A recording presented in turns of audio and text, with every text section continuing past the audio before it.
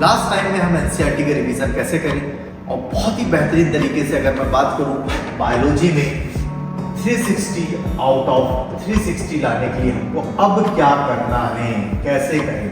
सबसे पहले बेटा, जब भी आप अब इस टाइम पे एनसीईआरटी को पढ़ रहे हैं तो आपको एक बात को याद रखना है, जो बोल्ड वर्ड है, जो एनसीईआरटी में बोल्ड करके दिए गए हैं, उनको बिल्कुल भी अवॉइड नहीं करना है। और जो पॉइंट आपने नोट्स में एक्स्ट्रा ऐड कर रखे हैं, जो आपके नोट्स से शिफ्ट कर रखे हैं, जो कि आपके कॉन्सेप्ट को क्लियर करते हैं, उनको भी माइंड पे रखना है। अब बार बार एनसीईआरटी को रीड नहीं करना है। अब तक मैं ये मान रहा हूं कि कम से कम आपने 10 से 12 बार एनसीईआरटी पढ़ ली होगी। तो जब आप एनसीईआरटी में रिवीजन करते हैं तो किसी भी चैप्टर को आपको क्या करना है, बस उसकी हेडिंग्स देखना है और माइंड में अपने बार बार रिपीट करना है कि पहले मैंने जो पढ़ा था वो क्या था, इस पे क्या क्या कंटेंट है, और जो कंटेंट याद नहीं आ रहा है उस कंटेंट को वापस से उस लाइन को रीड कर लेना है। Only highlighted words, star point जो भी आपने मार्क किए हैं उस पर काम करना है।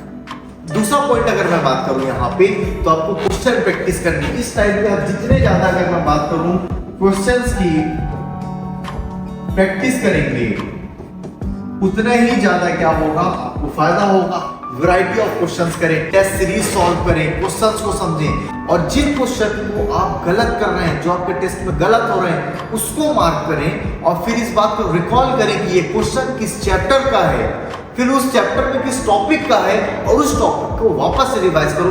देखना डेफिनेटली जब आप इस चीज को फॉलो करते हो, जो क्वेश्चन आपने गलत किया है वो नेक्स्ट टाइम में कभी भी गलत नहीं होगा। इस तरीके से आपकी क्या होगी, धीरे धीरे धीरे धीरे इंप्रूवमेंट बढ़ती जाएगी। ज्यादा से ज्यादा क्वेश्चन प्रैक्टिस करना ही पड़ेगा, तभी आपको समझ में आएगा। नहीं तो कुछ देर बाद आपको ऐसा लगेगा यार वही एनसीईआरटी, वही चैप्टर, वही बार बार कर रहा हूं।